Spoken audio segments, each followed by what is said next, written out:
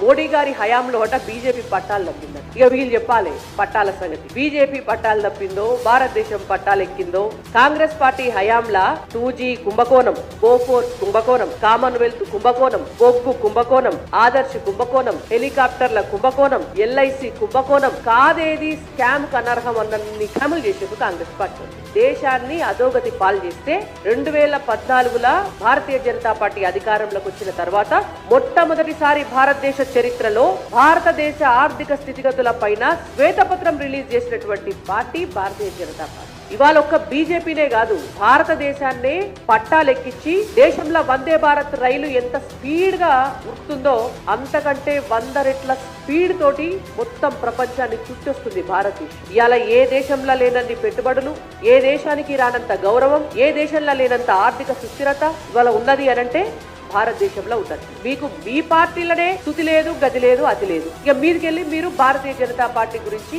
మాట్లాడేటోళ్ళుగా తయారైంది.